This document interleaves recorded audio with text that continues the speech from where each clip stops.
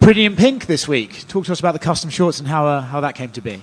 Yeah, I shot over a little favor, and it got granted. You know, I feel like it just makes sense. Pink shorts, Miami, the Sugar Show. Was this fight with Chito always going to happen as your first title defense, do you think? Just with the backstory, the way the first fight went, and the dynamics between you two? I mean, ideally it was going to play out like that, but it was never guaranteed. You know, he had to go out there and do his thing. He beat Pedro. Same night I knocked out Aljo, and the stars aligned. I think the first fight's an interesting one, right, because of the way it ended. Do you even think that fight should count and can it even offer you anything tactically, or is it just like, hey, that happened, it was a weird one, this is the real fight, this is 5 rounds, this is how it's actually going to be looked at? Yeah, you know, that fight never necessarily bothered me. You know, look where I'm at now. You know, that fight plays out a different way. I win that fight. Maybe the next fight I fight somebody that I wasn't ready for, and, you know, I lose. My career completely plays out different. So, you know, I go out there and put on knocked out Thomas Almeida like 7 times, and it was a beautiful performance. So, you know, grateful for, you know, everything that's happened, and that fight's never really bothered me. But I am excited to, you know, go out there and do what I was about to do in that first fight. You obviously shone out against Aljamain, got the highlight reel KO. They put it online for free for everyone to watch. Do you sort of anticipate you can do something similar here against Chito with his style? I mean, I think I could do that to anybody. But every time I get in there, that's not necessarily like, all right, I got to find the knockout. I'm just going in there to win, and, you know, that just happens a lot. Outside of your own sport, there's a guy called Ryan Garcia calling you out. He's also saying a lot of pretty wacky stuff online. I'm not sure what exactly is going on with him. What do you make of his recent Twitter fingers and his attitude towards you? I mean, cocaine's a hell of a drug. I think he's on drugs and he's acting a fool. Yeah, I feel bad for him more than anything, you know. I know you want this superstar route, right? And there's the MMA boxing crossover always comes up when it talks about superstars in MMA, but for a boxer to actually come to MMA, that would be a new look at that. Does that interest you, or do you think he's kind of just talking a little bit out of character and probably won't be meaning what he says? Cocaine's a hell of a drug.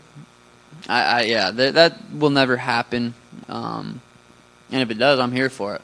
You know, I wouldn't be my fault that fight doesn't happen. So, but yeah, realistically, that'll never happen. Right here. Obviously, a lot of the narrative since your last fight, especially in Chito's fights, is, you know, Chito starts slow. He's, you know, it takes him a while to get going, and then he gets these late stoppages or anything like that. Do you agree with that assessment, or when you're watching Chito fight, is there just something different about him? Like, is he collecting data, as they say? You know, I think him starting slow is why he's kind of able to finish guys later. You know, he's conserving his energy. So, yeah, I mean, it's just everyone has different styles, and that's kind of his style. Talk to me about the pink shorts. How did those come about? Because I know you wanted them, and not everyone gets their, you know, custom shorts so close to fight week. Yeah, I mean, I did a crazy thing going out there knocking out Aljamain Sterling. All I asked for was, you know, can I get some pink shorts, and they made it happen. And your jiu-jitsu coach Augusto was on a podcast earlier, and he said that he wouldn't mind grappling Merab at some point. So what do you think of those words, and how do you think he'd do? I think Merab would last a couple minutes, maybe. Tanquinho would sub him fairly quickly. Here. Speaking of Merab, he's supposed to be the backup for this fight. If Chito doesn't make it, are you willing to fight him? 100%. Yeah, 100%. And talk to me about what a win over Chito would do for your career, because, you know, that's your only, like, official loss, right? And we see some of the greats like GSP, Avenger losses and stuff like that. What would it do to your legacy to get that one back? Yeah, I don't know. It doesn't feel like it's there in the first place, so just kind of this to me is just another fight. It really is. Yeah, and you've gone back and forth a bit on social media with Ilia Topuria. What'd you make of his knockout win over Volkanovski, and is that a fight that you could see down the line?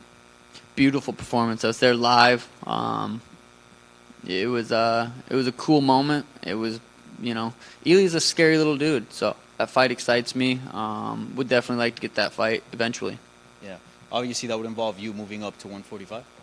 Yeah, I would move up to 145 for that, but I'm a bantamweight for the next couple of years. So if I did do that, it would be up there. Just go up there, knock him out real quick, and then head back down. Thank you. Sean over here. Now that you're about to go on to your first title defense, how do you envision your title reign going like in the UFC? Forever. I don't know. I'm just going with the flow right now. I've learned firsthand when I fought Chito the first time, anything can happen. I always knew that, but nothing ever happened to me to where it was real. Anything can happen. I'm not looking past him. But for fun, you want to say, what happens in the next 5-10 years? I'd love to never lose. So, but it's going with the flow. And last time out in Boston, the crowd was strongly in your favor. This time out here in Miami, we know there's a huge Hispanic presence. How do you think the crowd will split on Saturday night? Yeah, that's a good question. I guess we'll have to wait and find out. I think it'll be fairly even. And do you see a world where you and Chito become friends after all this is settled? I'm not really running low on friends. I got a nice tight circle, so probably, if in another world, we probably would have been buds. But, we're in this world. He stinks. I'm great. We're not buds. No, Sean right here. What did you make of Merab's performance? And I guess, do you feel like he is going to be the guy that's next for you? Yeah, and again, he had a great performance too. Henry didn't look great by any means, but Merab did what he does, and he almost gets knocked out and then wins. It was impressive. Very well could be next. I like having my options open, but yeah, he could be. I think a lot of people think he might be one of the more difficult stylistic matchups for you in the division. Do you agree with that, or do you think maybe you don't get enough credit in the grappling department? I thought Aljamain Sterling was the hardest matchup for me in the division, and put his lights out in 2 rounds. I think Merab's definitely up there as everybody in the top 10 is a challenge. No one's an easy fight. Chito's not an easy fight. So yeah, Merab's a tough fight. Chito's a tough fight. Ilia's a tough fight. I'm not. They're all tough fights. Hi, Sean, over here.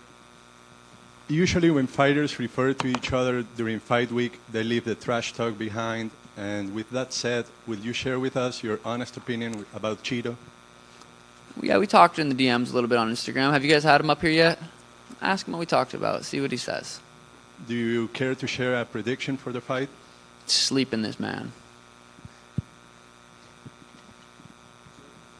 Here. Sean, you usually don't recognize Chito's style and level. However, what got your attention in the fighting he had with Rob Hunt and Dominic Cruz, what do you think you have to take care in your second fight against Chito? I think I understood that. Yeah, he gets, Rob was kind of piecing him up. Chito was landing the bigger shots and doing way more damage. Dominic Cruz was piecing him up until he got kicked in the lips. So, he's durable. He's very, very tough. He's never been dropped. He's never been subbed. He's never been knocked out. So, I take that away from those fights. He's just very tough. If Chito wins you this Saturday in the Casilla Center, would you recognize the 2-0? The what? The syrup? 2-0? Oh, 2-0. No, if he would have beat me, he would have beat me once. And that's simple. Thank you. Sean over here, greetings from Ecuador. A lot of people in my country hate you because you put our flag's color in your hair last time. Would you do it again? No, that was karma. That's why my fucking nerve got kicked. I was like, God damn it! I knew I shouldn't have done that. Okay. Another question. It seems like you are watching just in the future. You are talking about Ryan Garcia. You're talking about Ilia Topuria, but you haven't won this fight yet. What happens if you lose this Saturday? Then I don't get those fights. I've been saying it all week. I don't care to talk about that stuff right now. I'm focused on Chito. If I don't go beat Chito, none of those fights happen. So I'm focused on Chito. I understand you don't appreciate Chito very much, but what's the most dangerous thing about him? His durability. He's hard to put away. If you can't put him away, you better be able to go for 25 minutes. So I'm planning on a 25-minute war. Thank you so much. Sean, will you fight Aljamain Sterling again? Likely or not likely? Very unlikely. And what were your thoughts on Henry Cejudo not retiring after a while? I mean, I don't want to kick him when he's down. He's not doing too good. He didn't look good at all.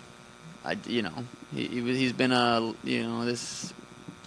Yeah, I don't know. I wouldn't recommend it, but yeah, it's his life to choose what he does with it. And last one from me. Do you feel like you getting the pink shorts is going to create like a catalyst for all of the other champions to get shorts that they want? Possibly. I mean, I don't see why not. I don't think, it's just the color of the short. I don't think so. I think champs should get it whatever the champs want. So I think maybe start a little trend. Sean, over here. Greetings from Ecuador too. Sean, how do you feel having to defend your title against an opponent that previously beat you, knowing that the first time you were injured? You are ready for this rematch? Yeah, I've been ready for it. Everyone after that fight said, you got to get that rematch, you got to get that rematch. And I said, it'll happen when it's supposed to happen. That fight will come together if it's supposed to. I never lost sleep over that fight. I never thought, I got to get that one back. That just stings me. It happened. My career's played out beautifully. Here we are. Yeah, I'm ready for the rematch. I don't know if you have talked to Chito before this fight. Oh, yeah, I did. We talked in the DMs. He's a good family man. Just ask him what we talked about and see if he tells you guys. Yep. See you guys.